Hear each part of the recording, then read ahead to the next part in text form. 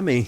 Vamos começar então mais um estudo, dando continuidade então ao nosso tema que nós começamos no último, que é a cura de um endemoniado, segundo o subtítulo aqui da NVI. Mas aqui no nosso estudo, a gente tem abordado o fato de Jesus libertar um endemoniado. E por que isso é importante? E por que a gente está estudando esse assunto? O nosso pano de fundo é exatamente esse. Nós estamos aqui mostrando a autoridade de Jesus sobre todas as coisas, né? Mateus, o evangelista, ele vai narrar para nós alguns milagres de Jesus de forma bem estratégica, né? Vamos dizer assim, ou intencional, para poder convencer o seu público de que Jesus é o Messias. E chegando aqui nesse tema, ele está mostrando para nós a autoridade de Jesus sobre os demônios e sobre os espíritos imundos. Inclusive, antes da gente dar continuidade, eu queria até pedir desculpa, porque eu estou um pouco gripado. Então, às vezes eu vou respirar um pouco mais ofegante e a minha voz não está tão normal, mas a gente vai seguindo aqui com um pouco mais de calma, tá bom? Então, nós vamos seguir aqui o estudo de hoje com a continuidade desse tema. E é um tema que, às vezes, controverso, né? Porque falar de demônio, falar do diabo, às vezes é difícil. As pessoas têm um certo tabu com relação a isso, né?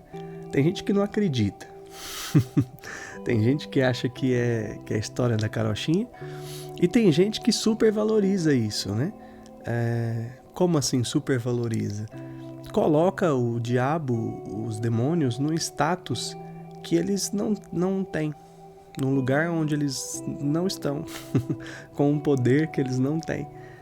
E acaba vivendo debaixo de uma opressão desnecessária, às vezes, por não compreender qual é a posição do inimigo hoje, né? E hoje, nessa porção que nós vamos estudar aqui, nós vamos entender exatamente isso, um pouco disso, né? Aonde que está posicionado o nosso inimigo? Quem é o nosso inimigo e aonde que ele está posicionado? Que nível de poder ele tem sobre nós ou não? Que nível de autoridade ele tem sobre os filhos de Deus, sabe? Isso é muito importante ficar claro na nossa mente para que a gente saiba lidar com o mundo espiritual, né? Mas esse é apenas um dos aspectos que nós vamos ver aqui hoje, porque como eu disse na semana passada, né, no estudo anterior, esse é um texto muito rico, então tem muita coisa aqui para a gente ver. Esse é apenas um detalhe daquilo que a gente vai estudar. Então eu queria te convidar a abrir a sua Bíblia, para a gente já começar aqui no nosso tema. Lembra que a gente pediu licença para Mateus e foi para Marcos, né? Por quê? Porque Marcos dá uma riqueza de detalhes maior a respeito desse evento, que é a libertação desse homem endemoniado. E nós lemos todo o texto de Marcos capítulo 5, do versículo 1 até o versículo 20. Eu não vou ler de novo para que a gente possa ganhar um pouco mais de tempo. Então, eu até aconselho, se você não ouviu, se você não teve contato ainda com o nosso primeiro estudo, onde a gente abordou os primeiros versículos desse texto, desse trecho, te convido a assistir o nosso vídeo anterior, que é onde a gente coloca essa primeira parte, tá? Então eu vou ler hoje aqui a partir do versículo 9, né? Para que a gente continue o estudo. Nós finalizamos o estudo passado no versículo 7 e 8, né? 6, 7 e 8, que diz que quando aquele homem viu Jesus de longe, ele correu, prostrou-se diante dele e gritou em alta voz: "Que queres comigo, Jesus, filho do Deus Altíssimo? Rogo-te por Deus que não me atormentes", pois Jesus lhe tinha dito: saia deste homem, espírito imundo. Foi aqui que nós terminamos no estudo anterior. E o que nós vimos nesse trecho aqui, para finalizar o estudo anterior, para a gente pegar o gancho aqui e seguir? A gente falou o último aspecto, né, do estudo anterior sobre a autoridade de Jesus sobre os demônios. Lembra que eu falei isso? Que antes de Jesus aparecer no mundo, como que as pessoas que eram responsáveis pelo cuidado espiritual das pessoas, né, os rabinos, os mestres da lei, enfim, eles lidavam com os demônios, porque os demônios já atormentavam as pessoas antes de Jesus chegar. E eles já tinham contato com eles. E uma das frases que eles usavam quando eles iam confrontar um demônio, um espírito imundo, era essa que o demônio usou com Jesus: rogo-te por Deus. Então eles rogavam em nome de Deus para que o imundo, né?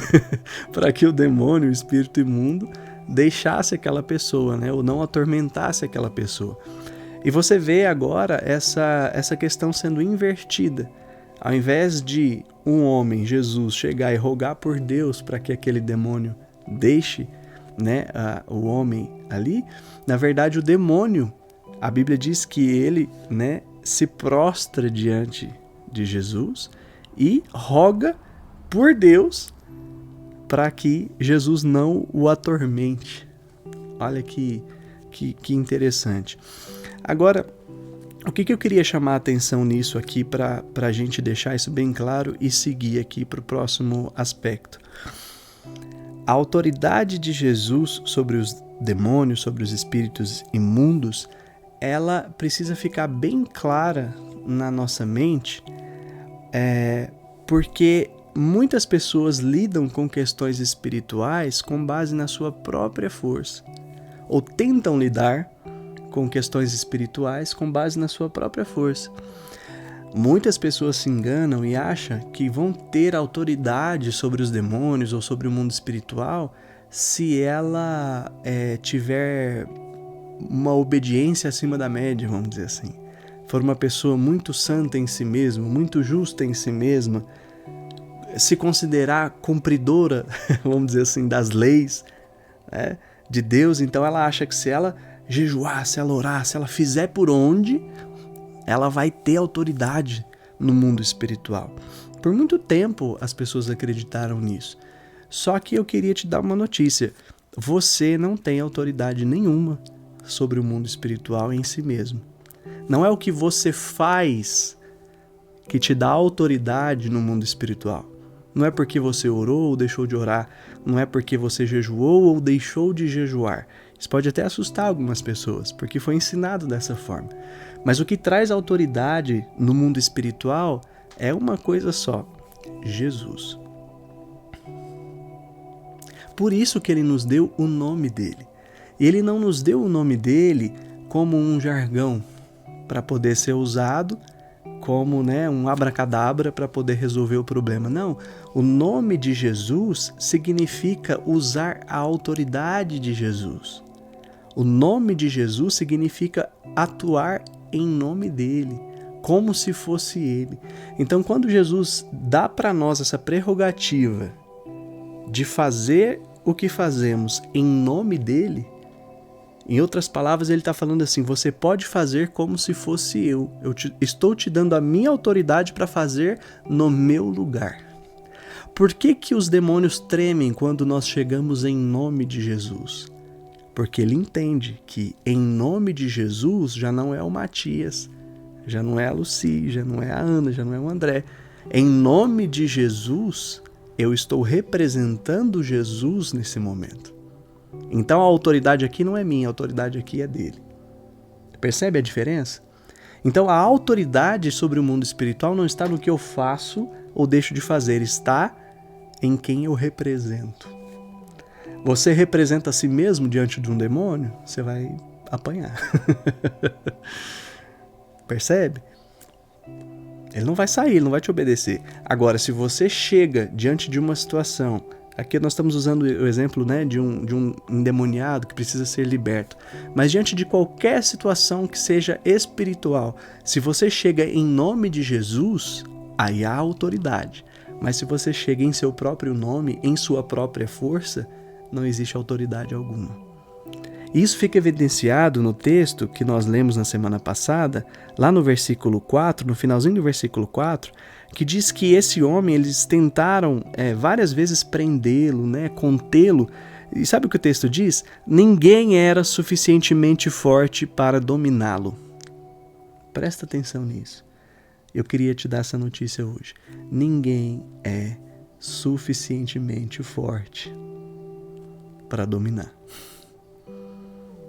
Ninguém é suficientemente forte em si mesmo para subjugar um demônio, certo? O diabo, ou seja, as forças do mal, vamos dizer assim. Você não tem força em si mesmo para vencer. E tudo aquilo que o demônio usa para te prender, certo?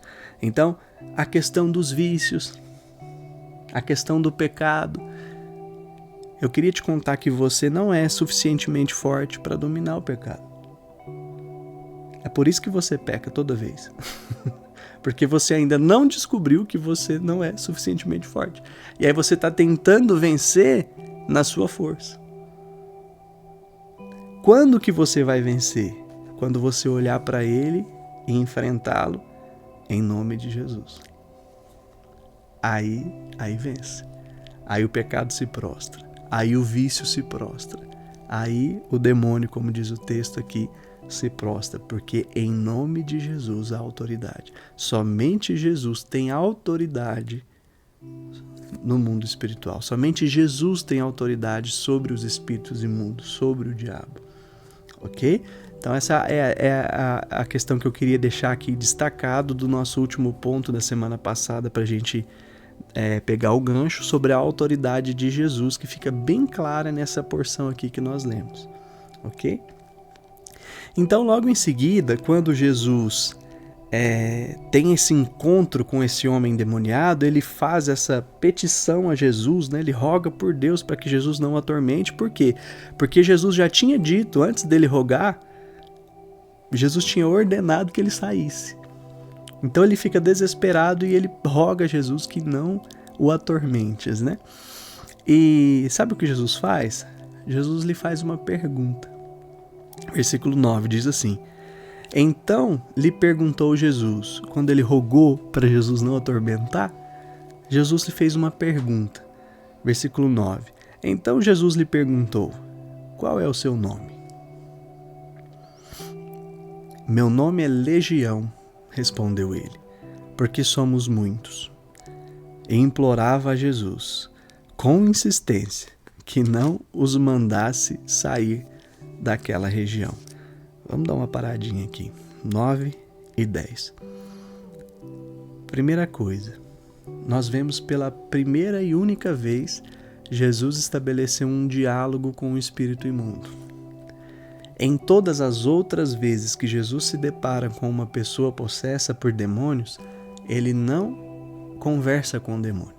Ele simplesmente manda se calar e sair. Você pode vasculhar os evangelhos. Você vai ver Jesus lidando de forma muito ríspida e direta com os demônios. Ele simplesmente falava, cala-te e sai dele. E assim acontecia. Mas nesse caso aqui, olha que interessante. Jesus simplesmente faz uma pergunta para ele. Jesus dá a ele a oportunidade de dizer qual era o nome dele, como ele se chamava. Qual é o seu nome? Agora, a questão é, primeira, será que a gente, numa situação dessa, deve fazer a mesma coisa? Claro que não. Jesus aqui não está incentivando a numa situação onde você está lidando com a libertação de uma pessoa que está sob influência de demônios, que você fique ali entrevistando o demônio, perguntando o nome, de onde veio, o que ele quer, né? E isso acaba virando um show, né? Um espetáculo. Não era essa a ideia de Jesus, e nós vamos entender por quê. Jesus não estabelece isso aqui como uma doutrina.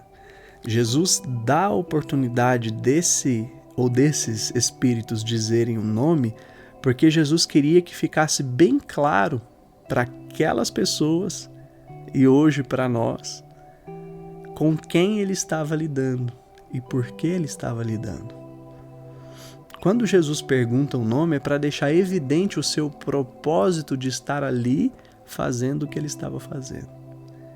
Tudo que Jesus faz, ele faz com esse propósito de nos ensinar ou de deixar evidente os sinais que ele queria deixar evidente. Então, quando Jesus pergunta um nome, não é simplesmente para trocar uma ideia ali né, e fazer um show, fazer um espetáculo. Não, Jesus está nos ensinando. E para esse ensino era necessário que a gente soubesse com quem Jesus estava lidando, ok? Então, quando Jesus pergunta o nome, o que ele responde é muito interessante e nos dá muito esclarecimento a respeito disso. Ele responde que o nome dele ou deles é Legião. E aí ele explica, porque somos muitos. E aí até se tornou um nome famoso, né? Assim, as pessoas falam, virou até o coletivo de demônio, né? Fala assim, é uma legião de demônios, né? Aquele ali tem uma legião de demônios. Por quê? Porque ele deu esse nome de legião. Agora, da onde que ele tirou esse termo legião? Isso vai fazer muito sentido para o nosso estudo aqui e para o contexto que nós estamos entendendo. Legião era o nome dado a um destacamento de soldados romanos, certo? Os imperadores romanos, eles tinham as suas legiões de soldados. E essas legiões eram compostas de 2 a 5 mil soldados, eram grupos de 2 a 5 mil soldados. Então, legião era o nome dado a um grupo de soldados romanos. Jesus está aqui no exato momento da história onde Roma domina e oprime pela força o povo de Israel. Então perceba que quando ele fala que o meu nome é Legião, é uma clara referência a Roma. Você imagina aquele povo que vivia naquela região sendo oprimido por Roma, pelo Império Romano? De repente vê esses espíritos imundos que estavam ali oprimindo aquele homem, dizer que o nome deles é Legião. Olha a referência. Olha como eles entenderam. Opa! Sabe o que isso diz para nós? Que aquele texto de Paulo, né? Que a nossa luta não é contra carne e sangue, mas contra os principados e as potestades. Por quê? As legiões romanas, no fundo ou no final, estavam a serviço dos demônios. Essa força romana que vinha e oprimia o povo, na verdade, era nada mais, nada menos que uma representação do que os demônios fazem com os homens no mundo espiritual. Então, quando Jesus pergunta um nome para deixar claro quem é que ele está enfrentando, Jesus está nos ensinando que ele está lidando com o inimigo real. Enquanto o povo estava achando que Jesus viria para ser o Messias, que iria derrubar o Império Romano e reinar ali em Israel naquele momento, né, destronando o Império Romano, Jesus está dizendo, ei, vocês não perceberam qual é o inimigo real. O inimigo não é Roma. O inimigo real é o que está por trás do Império Romano. E esse inimigo real que está por trás do Império Romano já está escravizando os homens há muito tempo. Satanás já estava escravizando os homens e oprimindo os filhos de Deus desde a queda no Éden. Há muito tempo que essa opressão era feita sobre os homens, sobre os filhos de Deus. E agora Jesus chega, enquanto eles estão esperando o Messias para acabar com o exército romano, Jesus diz: ei, o Messias que vocês esperam tem autoridade sobre algo muito mais poderoso do que o exército romano. E eu queria te dar essa notícia. As pessoas tinham muito medo do Império Romano, as nações tinham muito medo por causa das legiões romanas. O exército romano era o seu braço forte. Então eles impunham o seu império através da violência e da força dos seus exércitos. Então, quando se falava de legião de soldados romanos, todo mundo estremecia, todo mundo ficava amedrontado, todo mundo se rendia. Quando chegava um destacamento romano em uma terra desconhecida para poder tomar aquela terra, todo mundo se rendia, porque a fama deles precedia eles. A fama do exército romano chegava antes. Era algo assustador, era algo amedrontador, ou seja, era um símbolo de poder, de força. Como diz o texto, ninguém podia dominá-lo. Só que Jesus diz que esse exército romano opressor, na verdade, aponta para o real opressor, que é o império das trevas, é o império de Satanás. E aqui está alguém que é mais poderoso do que as legiões romanas. Então, o dia que você passar por uma situação desafiadora, eu queria te lembrar que você tem dentro de você o Cristo, que é mais poderoso do que as legiões.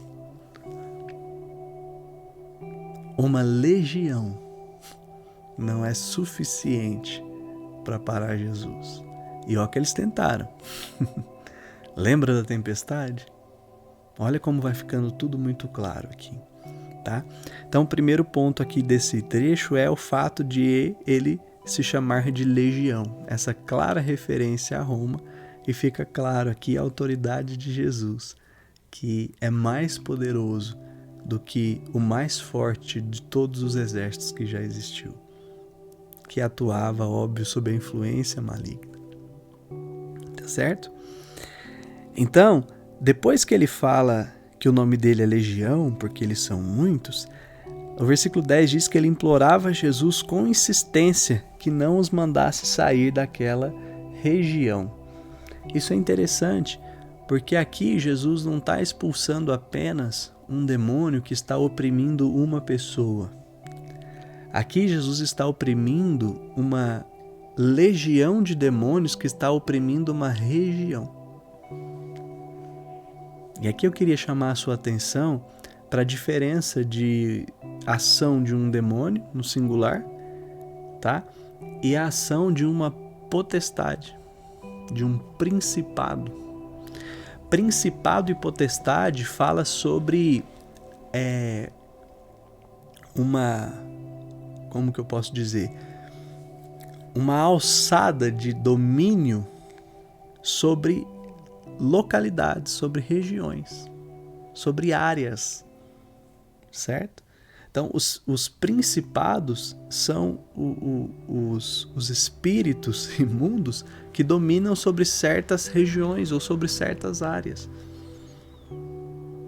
Então, aqui Jesus está lidando com demônios que dominavam toda uma região. Não era um demônio que dominava sobre uma pessoa só ali e influenciava a vida dela, não. Aqui Jesus está lidando com demônios que influenciavam toda uma região. A Bíblia diz lá na narrativa de Mateus que as pessoas evitavam passar por aquela região. Por quê?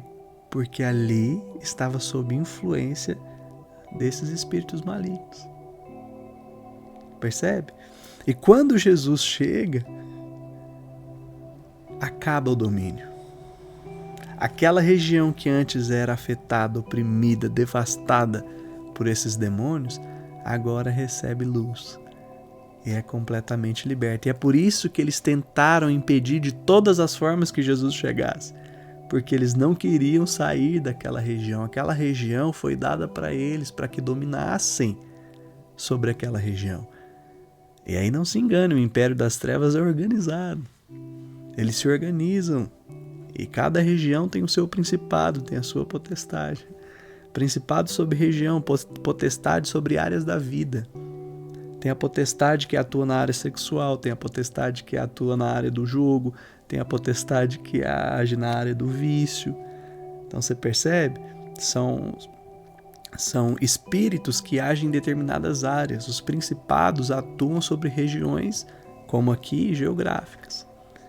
É o principado que atua no Brasil, que quer destruir o Brasil, por exemplo. E assim por diante. Então ali Jesus estava lidando com uma legião de demônios que tinha sido enviada para dominar sobre aquela região. Tá? E é por isso que eles suplicam com insistência para que não mandasse sair daquela região. Só que nós vamos ver qual é o final deles aqui e o que isso representa também. E aí, seguindo no texto, diz que uma grande manada de porcos estava pastando numa colina próxima. E os demônios imploraram a Jesus: manda-nos aos porcos, para que entremos neles. Ele lhes deu permissão, e os espíritos imundos saíram e entraram nos porcos. A manada de cerca de 2.000 porcos atirou-se precipício abaixo em direção ao mar e nele se afogou. Aqui tem um aspecto interessante também que nós precisamos entender. Quando eles perceberam que Jesus não permitiria mais que eles subjugassem aquele homem, no desespero de tentar permanecer ali, eles pedem a autorização de Jesus para entrar nos porcos. Ou seja, já que o Senhor não vai deixar eu ficar nessa pessoa, deixa a gente pelo menos ir nos porcos, para que assim a gente não tenha que sair dessa região, né? E Jesus permite, mas permite sabendo o que ia acontecer, tá? E os porcos aqui também já mostram para nós que aquela região estava praticando algo que não era permitido na época pelos judeus. Porque o porco para o judeu é considerado um animal impuro pela lei. Então eles não deveriam ter ali uma criação de porcos, né? E logo nessa criação de porcos, né, eles estão vivendo ali sob opressão. Você percebe que o ambiente vai se moldando exatamente ao que está dominando sobre ele? Enquanto aquela região era dominada por esses espíritos imundos, o que se tinha ali era a criação de porco. Era esse homem que andava nos sepulcros. Você percebe que o ambiente começa a se moldar de acordo com a autoridade que está estabelecida ali. Então, quando você vê uma região extremamente afetada por coisas que claramente não são da vontade de Deus, extrema miséria, extrema pobreza, sujeira, enfim, sabe? É doença, morte. Você pode saber que aquela região está sob influência maligna e precisa de receber libertação, precisa de receber a luz do reino de Deus, para que mude aquela realidade. Então, naquela localidade, ali naquela região, eles estavam completamente sob influência desses espíritos malignos. E olha o que acontece. Jesus dá permissão para que eles entrem nos porcos, e a Bíblia diz que essa manada de porcos atirou-se precipício abaixo em direção ao mar. E o que aconteceu? Se afogou. Se afogou aonde? No mar. Agora eu quero que você lembre. Essa manada de porcos que recebeu esses demônios, qual que era o nome desses demônios? Legião. Legião aponta para o exército romano, um exército opressor. Então percebe que aquele exército opressor Foi lançado no mar e se afogou no mar. Isso te lembra alguma coisa? Qual outro grande exército que se afogou no mar? O exército do faraó, do Egito. E aqui de novo uma clara referência entre Jesus, o libertador, o Messias, e Moisés. Quando Moisés liberta o povo do Egito, o que acontece com o exército do Egito? O mar se abre, o povo passa em terra seca, o povo de Israel, e quando o povo termina de passar, a Bíblia diz que Deus fecha as águas do mar e o exército do Egito morre afogado ali. Ali há um juízo de Deus sobre o exército do Egito que oprimiu por tanto tempo o povo de Israel. E ali já era um símbolo, tá? O faraó aponta para Satanás, o exército de faraó aponta para os demônios que oprimiam o povo de Deus exatamente como o Império das Trevas faz. E ali aquele afogamento aponta para o juízo de Deus, a vitória final de Jesus sobre os demônios. E aqui Jesus, de forma bem didática, nos mostra a mesma coisa. Um exército opressor caindo no mar e se afogando. Jesus poderia simplesmente contar para nós que ele tinha subjugado as forças do mal. Mas fica muito mais claro quando a gente tem uma imagem real desses espíritos sendo lançados ao mar e se afogando. Percebe que por amor Jesus nos dá sinais que ele nem precisava dar? Uma ordem de Jesus expulsaria aqueles demônios e resolveria o problema. Mas ele permite que eles entrem nos porcos e os porcos sejam lançados ao mar para que fique claro a imagem para nós de que ele é o Messias que subjuga, que vence de uma vez por todas o espírito do mal, o império das trevas. Satanás foi de uma vez por todas destronado quando Jesus apareceu. E aqui fica claro essa grande vitória do reino de Deus contra o império das trevas. Então esses porcos que são lançados na água e se afogam, falam para nós que o império das trevas já perdeu. E hoje nós temos um novo rei assentado no trono e que domina sobre todas as coisas. Lembra que no início eu falei que a gente precisa entender em que lugar está o diabo nessa luta? É nesse lugar que ele está, afogado no mar. Então não dê a ele mais autoridade do que ele tem, porque ele não tem autoridade nenhuma. Através da obra e do sacrifício perfeitos de Jesus, o império das trevas foi anulado, subjugado, vencido. E eles não têm mais autoridade para subjugar. É por isso que Jesus, ao final, ele diz: vão, em meu nome, vocês vão expulsar os demônios. Vocês vão libertar os cativos, vocês vão curar os doentes. Por quê? Porque o império das trevas foi vencido. E agora nós podemos, em nome de Jesus, começar a colocar em ordem tudo aquilo que eles destruíram. Essa é a nossa missão como igreja. Estabelecer o reino de Deus que já venceu o império das trevas. Mas em muitos lugares as pessoas ainda não sabem disso. E elas precisam ouvir essa boa notícia de que o reino de Deus chegou e elas não precisam mais viver escravas do império das trevas. Elas não precisam mais viver presas. Tá? E aí, avançando, diz o texto que os que cuidavam dos porcos, né, depois que aconteceu isso, eles caíram, se afogaram. Versículo 14 diz que os que cuidavam dos porcos fugiram e contaram esses fatos na cidade e nos campos, ou seja, espalhou a notícia. E o povo foi ver o que havia acontecido. Quando se aproximaram de Jesus, viram ali o homem que fora possesso da legião de demônios. Olha só como eles viram o homem agora. Diz o texto: assentado, vestido e em perfeito juízo. Sabe o que aconteceu? Ficaram com medo. A mesma reação dos discípulos quando viram Jesus acalmar o mar.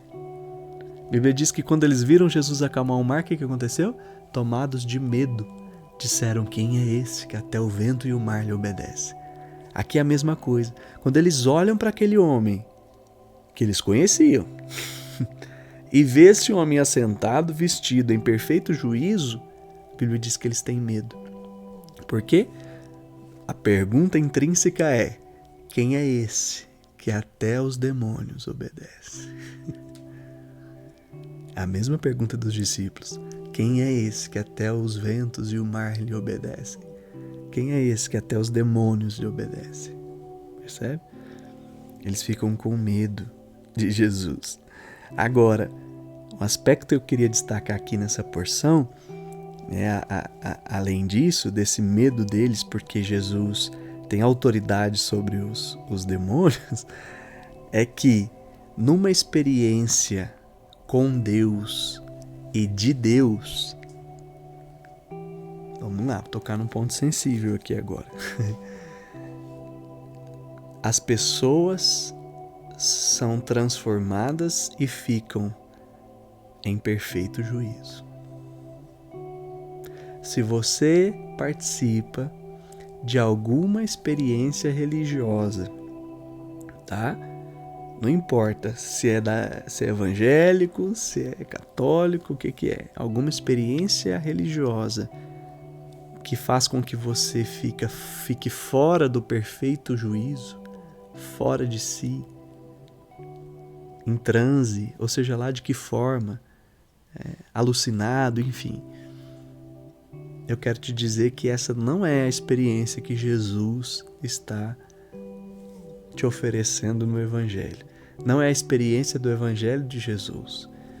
No Evangelho de Jesus, na espiritualidade que Jesus vem nos oferecer e compartilhar conosco, o homem está assentado, vestido e em perfeito juízo. Quando Deus está, há perfeito juízo, há perfeita consciência, há perfeito controle. Deus nunca vai te levar para uma experiência onde você fique fora de controle. Lembre-se desse homem. Ele estava fora de controle quando estava sob o domínio dos demônios.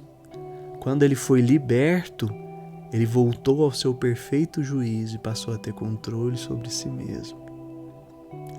Jesus nunca vai te levar para uma experiência onde você fique fora de si. Esse é um ensino, muitas vezes delicado, mas necessário. Porque hoje, principalmente na modernidade, há muitas opções, né? Religião virou quase um buffet à la carte, né? Tem muita opção, você pode escolher. Agora, será que essas experiências religiosas estão refletindo o Evangelho de Jesus? Jesus disse que Ele é o caminho, a verdade e a vida, que não há outro caminho que leve ao Pai. Certo? Então, nós precisamos entender, nesse único caminho que é Jesus, que tipo de experiência eu tenho? Essa experiência aqui, de alguém que antes era escravo e agora se torna livre, de alguém que antes era prisioneiro e agora se torna um homem livre, em perfeito juízo. Tá? E aqui é o cumprimento também da profecia de Isaías. Lembra que lá naquele texto de Lucas, Jesus ele chega na sinagoga, pede ao assistente para dar a ele o rolo do profeta Isaías, ele abre, justamente naquele texto que diz: o Senhor me ungiu para dar vista aos cegos, libertar os oprimidos.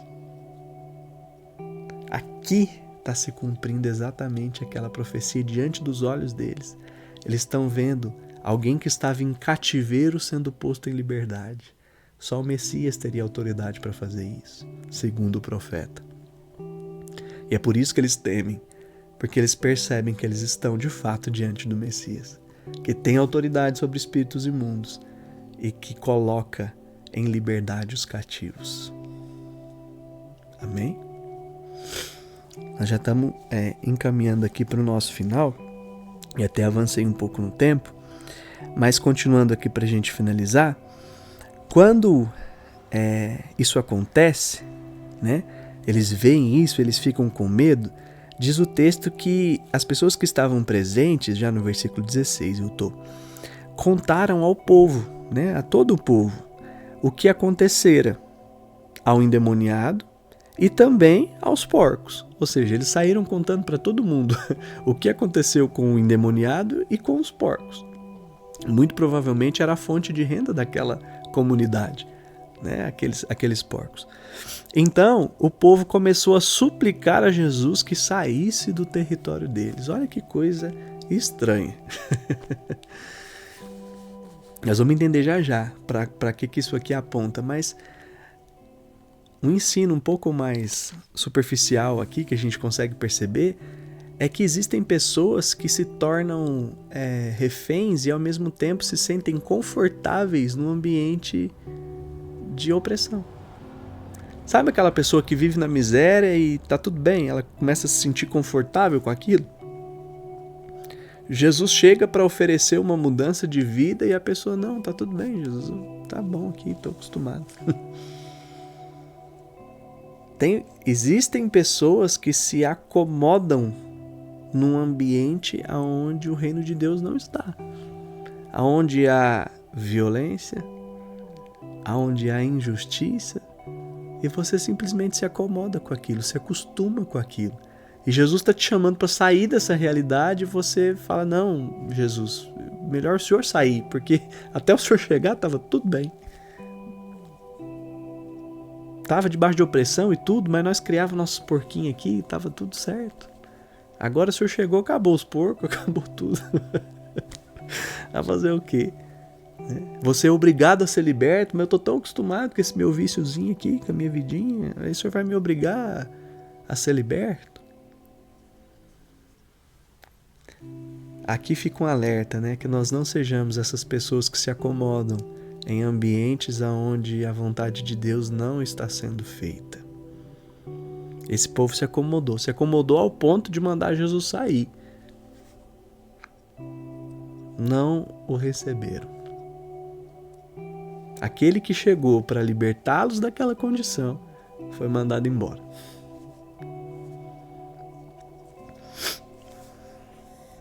Continuando, Jesus, educado toda a vida,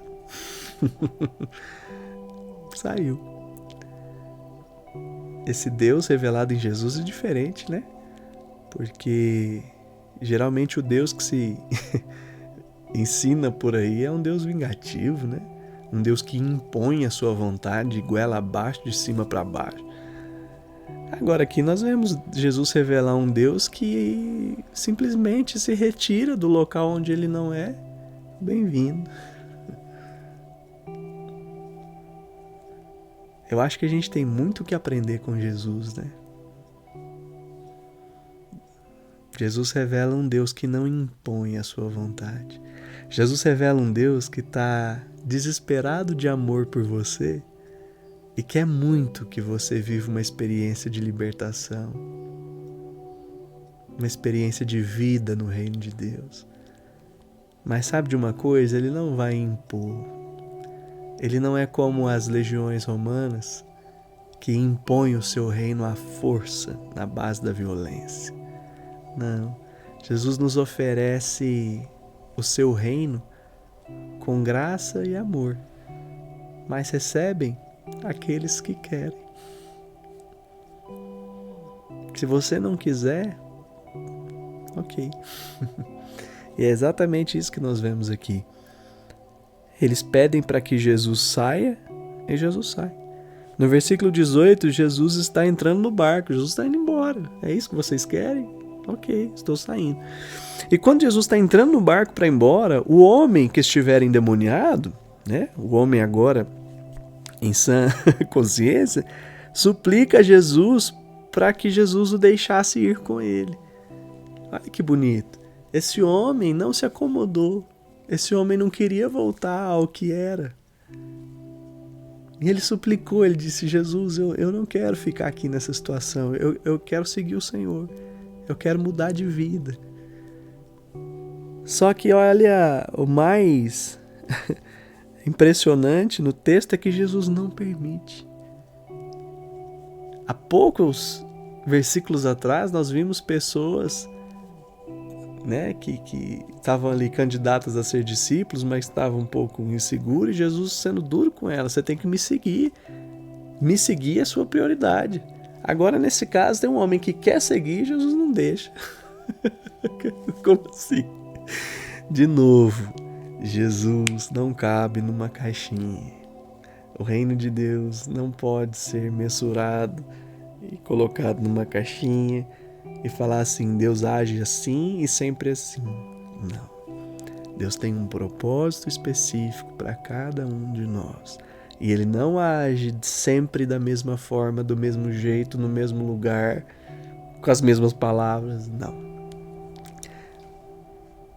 O que eu quero destacar aqui para a gente já finalizar é o seguinte: esse homem poderia ser um troféu. Se fosse qualquer outro a libertar esse homem, talvez levaria ele por onde fosse para exibir o troféu. Olha aqui o que eu fiz, olha quem ele era, olha quem ele se tornou comigo, para mostrar o antes e o depois, né? Hoje em dia as pessoas anunciam um produto assim, né? Eu mostro o meu resultado, o antes e o depois. Olha como era, olha agora como ficou, né? Só que Jesus não é assim. Jesus amava aquele homem e ele não queria exibi-lo como um troféu. Jesus não estava importando em ficar famoso com o que ele fez com aquele homem, não. Só queria que aquele homem fosse liberto e assim ele foi. Amém? E por último, né, mas não menos importante, Jesus não permitiu que esse homem voltasse, que esse homem fosse com ele, porque Jesus deu para ele uma missão. Sabe qual era a missão? Filho, você não vai vir comigo agora, não. Eu não vou ficar aqui, mas você vai ficar em meu nome. Aquele homem se tornou um representante de Jesus ali naquela região. Vamos pegar o gancho? Se tornou um embaixador ali naquela região do reino de Deus. E Jesus falou: não, fica. Vai para casa, vai para sua família e anuncia para eles o quanto o Senhor fez por você e como teve misericórdia de você. E esse homem obedeceu. Ele foi e começou a anunciar em Decápolis, né? Decápolis era a região das 10 cidades. O quanto Jesus tinha feito por ele, e todos ficavam admirados. Jesus deu para ele uma missão, que é a mesma que ele nos dá hoje. Vai e anuncia o que você recebeu. Vai e anuncia o reino de Deus, vai e anuncia a boa notícia. Qual é a boa notícia que esse homem anunciava? O reino das trevas foi subjugado e não está mais dominando sobre nós. E agora chegou o reino de Deus, que é esse reino de amor que nos liberta, que nos dá vida, que nos coloca de volta no nosso perfeito juízo, que restabelece a ordem no caos. E aquele homem se tornou esse embaixador de Cristo naquela região. Amém? Nós vamos finalizar. E eu queria que você lembrasse de uma coisa no final. Deixei o melhor, acredito, deixei o melhor para o final para te falar. Queria que você prestasse muita atenção nisso. Esse trecho fala exatamente, aponta exatamente para o plano de redenção de Deus para o homem. Assim como Jesus desembarcou naquela região para poder libertar aquele homem, esse era o plano da redenção de Deus, que um dia o próprio Deus, na pessoa de Jesus, desembarcasse no mundo para salvar o homem pecador. E esse homem endemoniado aponta para mim, para você e para todos os homens.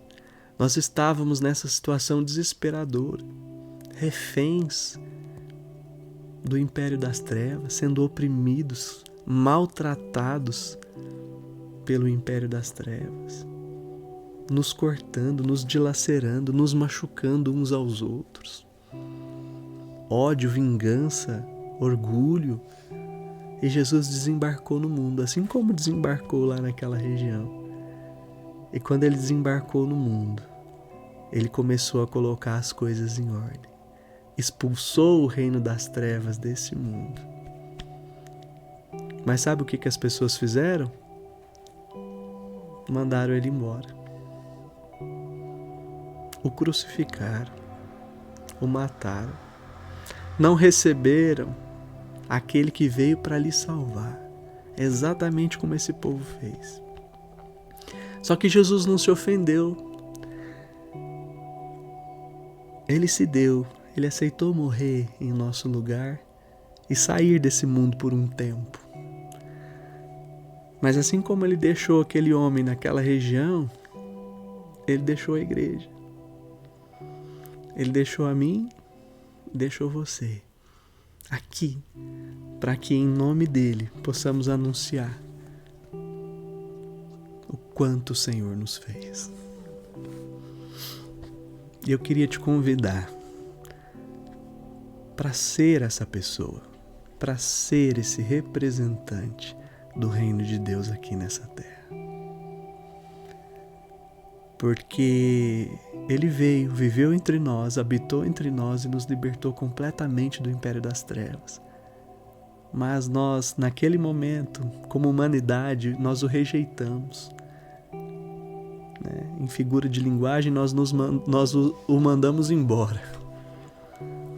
Mas antes de ir, ele deixou alguém. E esse alguém chama-se igreja. Chama-se igreja. Eu e você fomos deixados aqui para representá-lo. E não fomos deixados sozinhos. Ele nos deu do seu próprio Espírito para que pudéssemos representá-lo com toda a autoridade que ele mesmo tem. Amém? Que o Senhor possa falar mais ao seu coração e que ao ler e reler esse texto, isso se torne cada vez mais vivo no seu coração e na sua mente. Deus nos abençoe. Amém.